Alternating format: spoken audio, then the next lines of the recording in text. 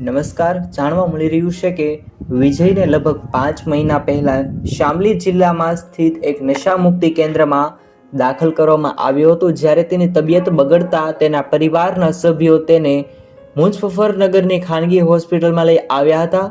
ત્યાં ડોક્ટરે તેનું ઓપરેશન કર્યું હતું, ત્યારે તેના પેટમાંથી સ્ટીલની 63 જેટલી ચમચી નીકળતા મેડિકલ સ્ટાફમાં પણ હોબાળો મચી ગયો હતો, કારણ કે તેઓએ પણ આવું પહેલીવાર જોયું હતું.